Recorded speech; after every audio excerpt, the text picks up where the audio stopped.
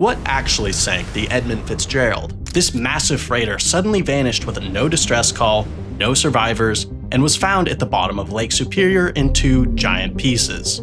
Official investigations tried to explain the loss, but none tell the full story. To understand what happened, we first have to retrace the ship's final voyage.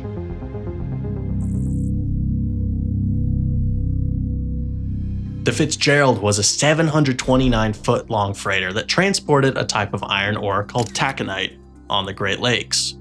On November 9, 1975, the ship departed from Superior, Wisconsin, bound for the Detroit area. There were 29 members of the crew under Captain Ernest McSorley.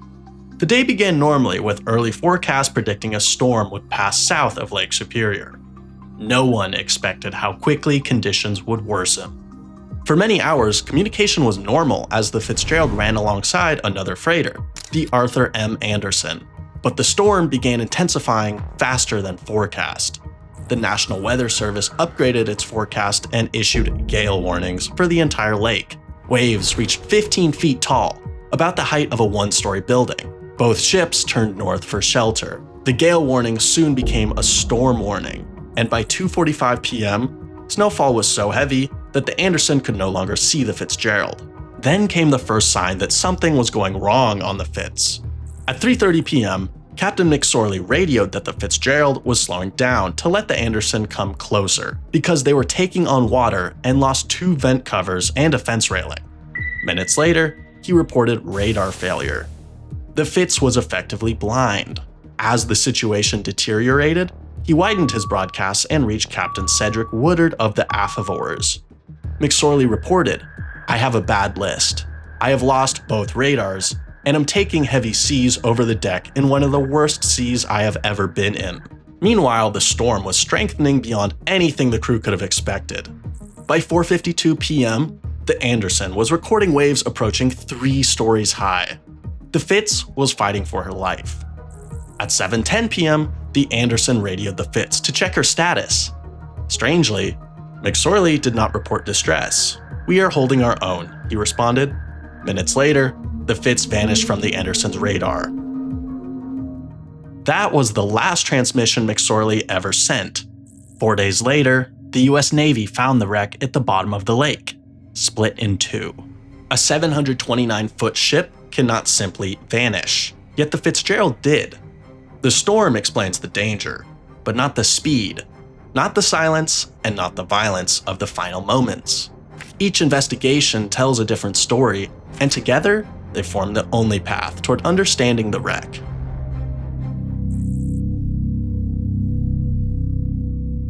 Captain Jesse Bernie Cooper of the Anderson had a uniquely important perspective on the disaster. His account came closest to an eyewitness view and introduces one of Lake Superior's strangest hazards, the Three Sisters. This is an event where 3 steep, back-to-back waves form. But what evidence did Captain Cooper have of this? He reported that around 6:30 p.m., the Anderson was struck by 2 waves in the range of 30 to 35 feet tall, equivalent to a 3-story building.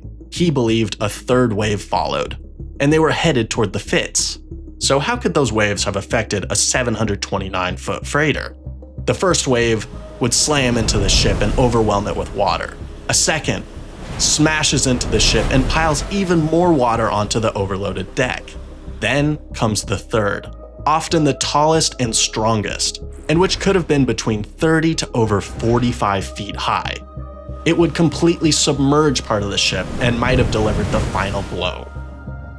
This theory accounts for the sudden vanishing of the ship. However, while the Three Sisters are dangerous, they are usually only deadly if a ship already has flooding or structural damage. This raises the key question: does the rest of the evidence back him up?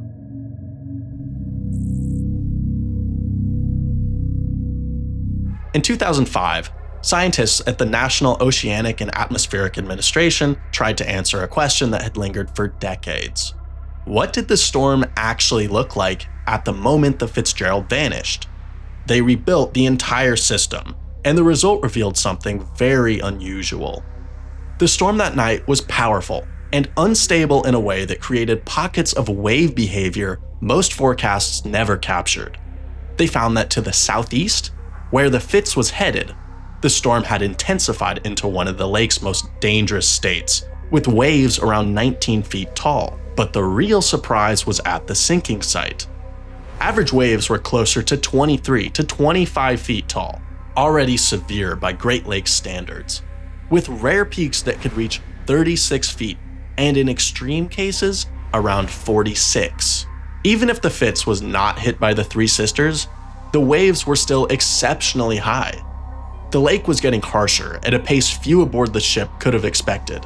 The analysis determined that there were hurricane-force winds, but there's a problem. While the reconstruction shows that the storm was brutal and that massive rogue waves were possible, none of these factors on their own account for the Fitz vanishing. A large freighter in good condition is built to take massive hits and survive. That means it's highly unlikely that the storm alone, the Three Sisters, or a single freak wave is fully responsible for the sudden loss. The ship was almost certainly weakened beforehand.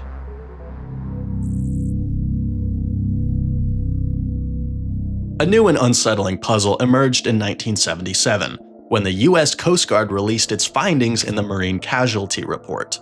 The Fitzgerald carried 21 steel hatch covers along the center of her deck. Their job was to keep water out of the cargo hold during heavy seas, but waves were sweeping the deck all night. If even one cover was closed but not fully clamped, water could seep into the hold in small but accumulating amounts. And there was a hint this might already be happening when McSorley had radioed the Afavors about the ship's bad list. To the Coast Guard, this was a sign of a ship slowly losing stability, becoming more vulnerable to every new hit. The wreck footage deepened this suspicion. Many cargo clamps appeared undamaged, which struck investigators as strange. Properly secured clamps should have deformed when the ship hit the lake floor, and some did. Undamaged clamps suggested some covers may not have been fully tightened, but this perspective has major flaws. The entire crew was highly experienced, and it's almost impossible to imagine them leaving hatch covers unsecured heading into a storm. Families and labor groups pushed back, arguing the Coast Guard had a conflict of interest. They claimed the Coast Guard could not impartially investigate a case that might expose its own past inspection failures. The hatch cover evidence is ambiguous and strongly contested, but the underlying implication remains. Gradual flooding or structural weakening was somehow happening before any final wave arrived. The Coast Guard's findings were so controversial that another agency stepped in.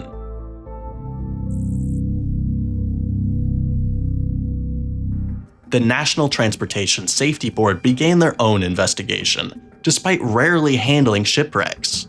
The NTSB saw something different in the evidence that aligns more with Captain Cooper's perspective and NOAA. They claimed that if the Fitzgerald vanished in seconds, the cause was something far more violent than crew error. The NTSB also examined the hatch covers, but they found signs of collapse, which pointed to a different kind of threat. If a hatch cover failed under one of those heavy wave strikes, the ship could have gone from stable to flooded almost instantly. That would explain the silence on the radio and the radar return that vanished without warning. But again, a healthy ship should be able to withstand even the most extreme conditions of that night. So what most likely happened?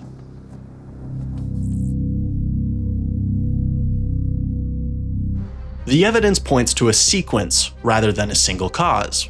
The Fitzgerald had developed a list and reported missing vent covers, making progressive flooding through the vents likely throughout the evening.